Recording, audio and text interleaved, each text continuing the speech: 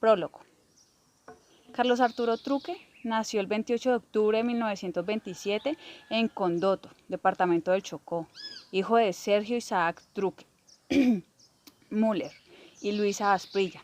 Su madre era afrodescendiente del Pacífico colombiano, mientras su padre era hijo de alemanes que habían llegado al Chocó como mineros para la explotación de platino. Cuando tenía 1 año, su familia se trasladó a Buenaventura, lugar de residencia transitorio, donde su padre se dedicó al comercio. Llegó a ser un hombre próspero y se convirtió además en líder político conservador. Es allí donde el mundo del autor comienza a tomar forma y empieza a constituirse en real y simbólico, a partir de lo que observa en este puerto de gran importancia comercial en la ruta del Pacífico. Comienza sus estudios de bachillerato en Cali, en el Colegio de Santa Librada, con el apoyo de su tío Elías Truque. En esa ciudad tiene algunas experiencias que acrecientan su carácter rebelde y afirman su mirada sobre la discriminación social y racial, lo cual consignaría años después en un texto publicado con el título de La vocación o el medio. Historia de un escritor, y que ahora en esta edición también reproducimos. Vivió en Popayán, donde terminó el bachillerato y comenzó la carrera de ingeniería, de la que solo cursó 1 año, dado que no era su vocación, sino la decisión de su padre. Su determinación de no terminar sus estudios lo condujo a un largo rompimiento con su progenitor, que era bastante rígido y autoritario con sus hijos. En esa ciudad da a conocer sus primeros trabajos literarios en revistas estudiantiles y en el periódico El Liberal. Además, escribe comentarios de libros, biografías breves y poesía bajo el seudónimo de Charles Blaine o su apellido invertido, Eucourt. Entabla relación con varios líderes del Partido Comunista, al cual pertenecería por varios años, entre ellos Matilde Espinosa de Pérez y Luis Carlos Pérez. Muy joven entró a trabajar en un juzgado en San Martín, en los Llanos Orientales, cargo que desempeñó de 1947 a 1951, año en que regresó a Buenaventura. Conoce a Nelly Vélez Benítez, joven oriunda de Palmira, cuando trabajaba como locutora en una emisora en Cali. Luego de casarse, el 4 de octubre de 1952, deciden vivir en Buenaventura, donde Truque trabajaba con la flota mercante gran colombiana como registrador de carga en el muelle. Se relaciona con Cicerón Flores y Ángela Góngora, y junto con el chileno Crobo Amont inician proyectos periodísticos, los cuales Truque desestimó al intuir que su norte estaba en Bogotá, ciudad donde fijó su residencia en 1954. Colombia atravesaba un difícil momento histórico, luego de la segunda administración de López Pumarejo, seguida del Bogotazo y la llegada de la presidencia del general Gustavo Rojas Pinilla en 1953, quien ejerció una dictadura que golpeó seriamente la producción intelectual al imponer una severa censura a la prensa y al pensamiento crítico, el cual fue amordazado. Esta pretendía limitar la información sobre el orden público, que estaba directamente relacionada con la pacificación de los grupos guerrilleros que se habían acogido a la amnistía propuesta por el gobierno y que operaban en el Tolima, los Llanos Orientales y Santander, y se estaban reorganizando. A propósito de la relación entre violencia y literatura, Óscar Torres Duque ubica el quincenario Crítica como uno de los referentes de la oposición y la represión de la dictadura. Fue fundado por Jorge Zalamea, días después del asesinato de Jorge Eliezer Gaitán, y dirigido por él mismo.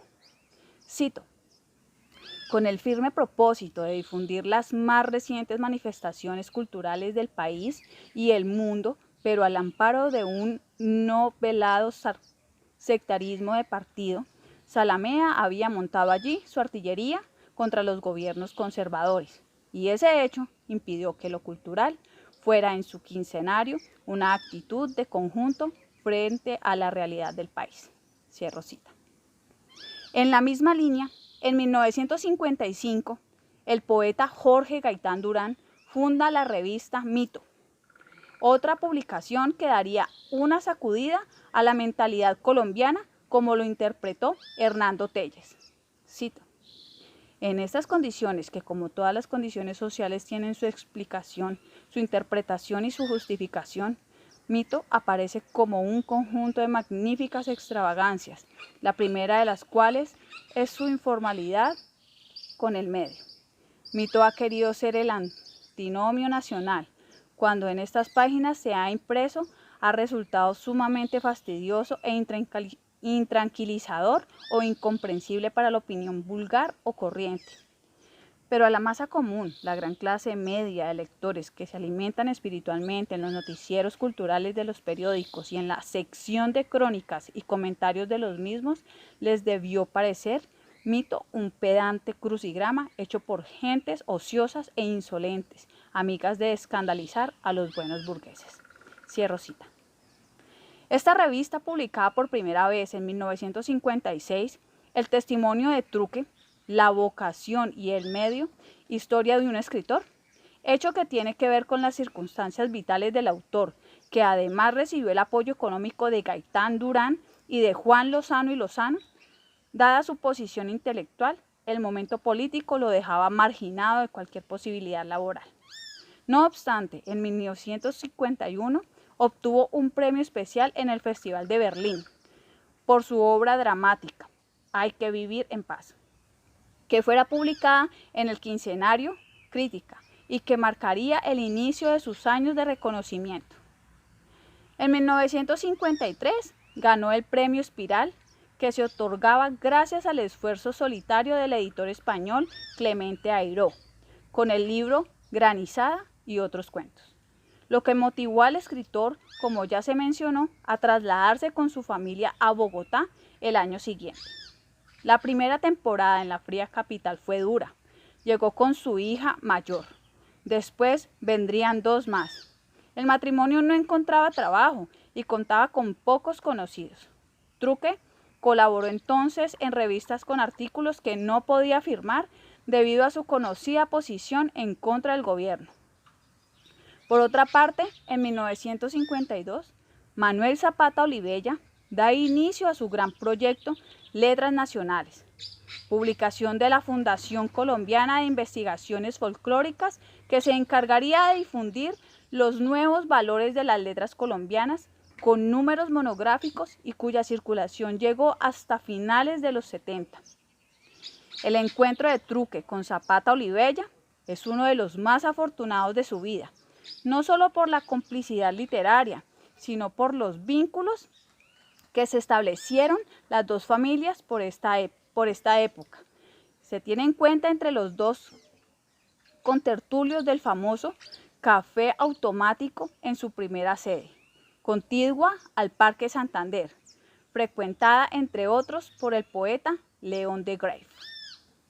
Una vez en Bogotá, en 1954, y durante los años de presión, la Asociación de Escritores y Artistas de Colombia le otorga el tercer premio por su cuento Vivan los compañeros. Luego, en 1958, ocupa el tercer lugar en el concurso folclórico de Manizales con su cuento Sonatina para los tambores. Y en 1965, en el quinto Festival de Arte de Cali, recibe una mención por el cuento El día que terminó el verano. Después de estos años difíciles, al finalizar la dictadura de Rojas Pinilla, en 1957, Truque encuentra un alivio a su situación económica al ocupar el cargo de secretario del Instituto de Investigaciones Históricas del Ministerio de Educación Nacional y luego siendo embajador de Haití en Colombia, Hubert Carré, el de agregado de prensa en esa delegación. En 1963 aparecieron en la revista Cromos biografías escritas por él, sin firmar, y que su esposa guardó celosamente como un importante trabajo. Con Carlos López Narváez trabajó como traductor del inglés y del francés, al tiempo que hacía libretos para la televisión. En 1964 se rompe definitivamente la vida del escritor al sufrir una trombosis cerebral que lo dejó incapacitado para trabajar y escribir. Durante su enfermedad estuvo rodeado de amigos como Manuel Zapata Olivella, quien logró encontrarle un cupo en el Hospital de la Ortúa.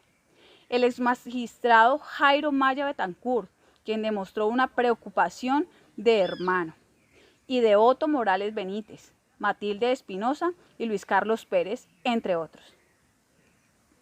Hasta su deceso, su esposa Nelly lo animó para que siguiera escribiendo. Se encontraron varias secretarias y con terapias y gran esfuerzo logró escribir algunos cuentos, pero el estado de ánimo decaía. No obstante, dejó varios escritos a mano que su esposa rescataría. Muere en Buenaventura, Valle del Cauca, el 8 de enero de 1970, a la edad de 42 años. El cuento, Vocación irrefutable. Para poner en contexto su obra literaria,